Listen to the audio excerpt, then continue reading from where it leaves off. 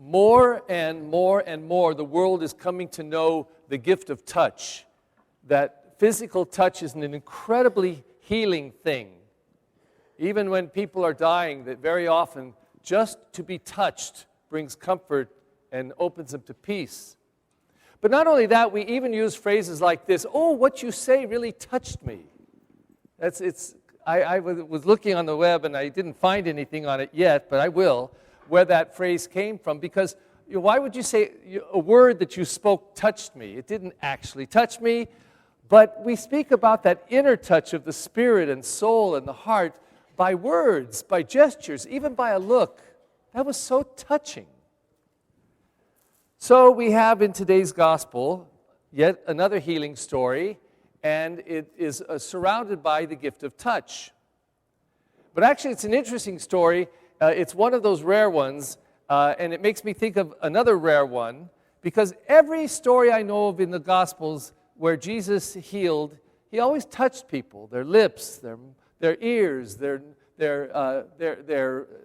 tongue, their eyes. He touched the paralytic. He even touched the girl today who is dead, apparently dead. Took her by the hand. He touched her. Touch is a major part of the Gospels. However, there is a story, I call it the long-distance healing. The one where he healed the centurion's son, I think a son, and the man said, "Please, Lord, can you heal my son?" He says, "I will go to your home." And he says, "Lord, I'm not worthy that you should come under my roof." Why we use it at the Mass. "Only say the word and my son shall be healed." So he says, "Your son will be fine."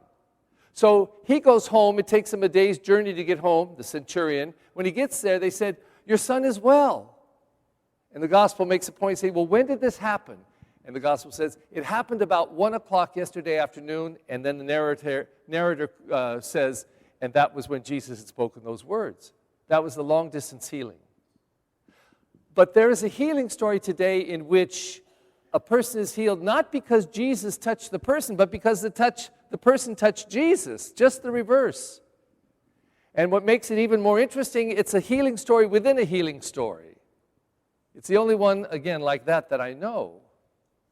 So if I were a Hollywood producer, I'd also like to be the director. I'd like to direct this story because there's so much narration that explains what's going on. How would you describe this without any narration? How would that woman look? How would she speak? Very interesting. So we recap. Jesus has gone to the other side of the lake. He's been healing and doing all kinds of things, and people are following him everywhere. So he gets there, and there's this big crowd pressing in upon him. They want to touch him. They just want to be near him, listen to every word that he speaks. So a man comes up. He's an official from the synagogue, and he says, "Lord, please, my daughter she's sick unto death. Please come and lay your hands on her so she will get better." So convinced that he had that power. So Jesus says, "Sure, let's go." So he's on the way. The crowd's pressing in on him. And then this other story comes along right in the middle. There's this woman there. She's been suffering from a hemorrhaging, bleeding for 12 years. This is a little aside. My sinuses have been wacky. They're so good right now. Oh, I can't believe it. Yesterday I was miserable, and I've been miserable for about a month and a half. I love Glassell Park, but I'm having doubts now because this is the worst year of my life with my sinuses. Poor Father Perry, except, get over it, Perry. This woman was hemorrhaging for 12 years. She was desperate. She went to every doctor she could find. She blew all of her money on doctors, and she didn't get better. She only got worse, the gospel said. So this woman is desperate, but that's not all. This woman was filled with faith. I listened to the detail. It says she had heard about Jesus.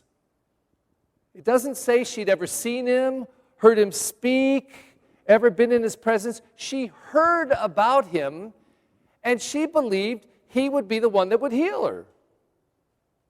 And not only that, she had such faith, she didn't go and beg him or plead with him or fall down in front of him or faint or ask a favor or pay someone to pay him. She said this, "Wow, if I could just get close enough to touch his clothes, the clothes that are touching his body, not even his body, just his clothes, I know I'll get better. So she does it. She goes up and touches a piece of his clothing, and the gospel says the power went out from Jesus. He says, who touched me? Now again, I'd love to be the director because those apostles, they're always right on things, you know. Jesus, look at the crowd around me. Everyone's touching you. What do you mean, who touched me? But he says, who touched me? Now this woman of faith, I'm pretty sure this is correct. This description of what she does, she falls down in fear and trembling.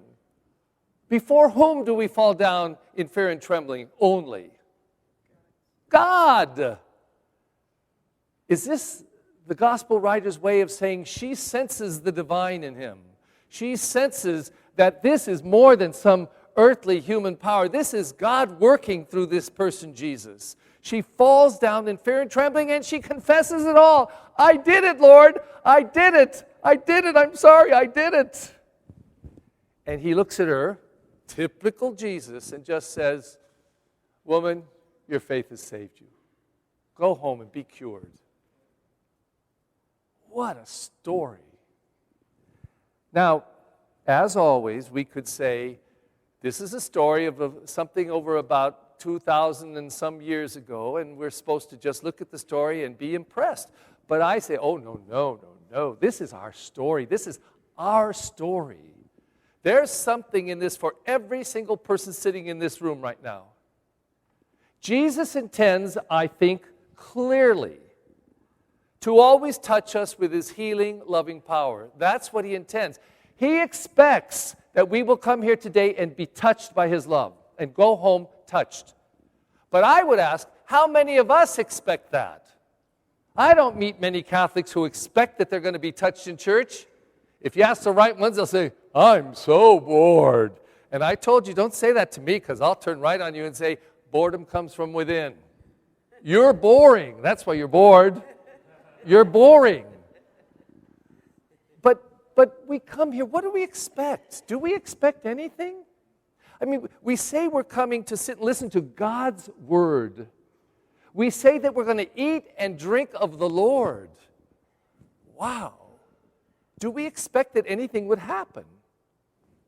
You know, we have a practice in the church. It's called fasting. We're supposed to fast for 1 hour before we come to communion. It's ridiculous. It used to be meaningful, but I mean, an hour before, and not an hour before Mass, an hour before receiving communion. So you can eat, I'll make it easier because I get mixed up with half numbers and all that. So let's make it a 12 o'clock Mass. And I know I'm going to go to communion, and I'll figure 12:45, but just to be safe, it'll be 12:40. So I can eat up until 11:40 while I'm getting into the car. So I am 1 hour without food or drink. I don't think I'm real hungry. Especially if I ate a big breakfast. But when I was a little boy, made my first communion, it was 3 hours. So again, going to the 12 noon Mass, I could eat up until 9:45, but 9:40 to be safe. And probably by 12:20 or so, if I'm lucky, my stomach would start going, it would start feeling uncomfortable, okay? And if I didn't eat a big breakfast, it might happen on the road as we're passing by, panaderia, and we smell, oh, God, why'd we take this route? Oh, I'm so hungry. 3 hours. Well, my mom told me that when she was a little girl, it was from 12 midnight. Anybody remember that? 12 midnight?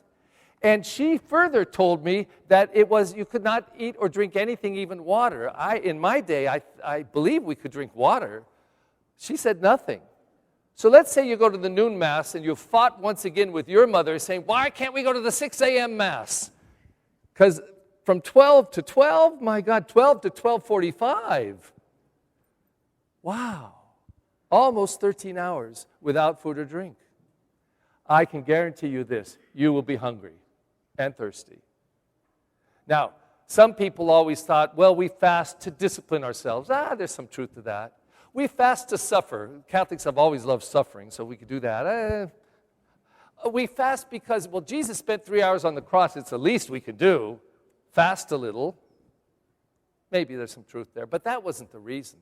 The reason is very practical. The church loves to play with symbol, use symbol and physical things that we see or smell or can touch or taste to get us aware spiritually by becoming aware physically. So if we are hungering and thirsting physically, how easy to take that next step and say, what about my spiritual hungers and thirsts? And what do we spiritually hunger and thirst for? What do we hunger and thirst for? Anybody want to try one out? What do we hunger and thirst for? Anybody? Hello? Any hungers or thirsts out here? What? Yes. Community. Especially those who are isolated in their home and never get out. Maybe they're bedridden and they see somebody once a week, twice a week. Hunger for community. What else? Love. Anybody hungry for love here? Oh, everybody's loved. How beautiful, huh? What else? Anything else? Patience. Patience. Yes. How about peace in the world? My God, every time I pick up the paper, ISIS this and ISIS that, and beheadings and burnings, and oh my God. I hunger and thirst for peace in this sad, sad, broken world. There's so many things that we hunger and thirst for, not only individually, but as a people, as a nation, as a part of the world. And the church says to us, you got to know what you're hungering for if you're going to be fed and satisfied. You got to be thirsty in order for the drink to really satisfy. And so the church would say, fast. Don't eat, don't drink. Come hungry so that you can become aware of your deep inner hungerings and thirstings, because that's where the Lord means to come and to touch us, to love us, to heal us, to strengthen us, to fill us, to satisfy those needs. So today, really, this gospel, it's our gospel. And it's kind of, in a way, pleading with us to become aware. To become aware. When we come here, we've got to put a name on our hungers and thirsts. We got to know what they are. And then say, Jesus Christ, come into my life. Feed me. Nourish me. Touch me, Lord. Touch me. Like that woman, she's like, I think, the patron saint of every Catholic, every Christian. Lord, let me just touch your cloak. I don't even need to touch you, just your cloak. One of the Gospels says, just the tassel of your cloak, and I know I will be better. And if that's the spirit with which we come here, I feel pretty sure that the Lord will touch us and we will be satisfied.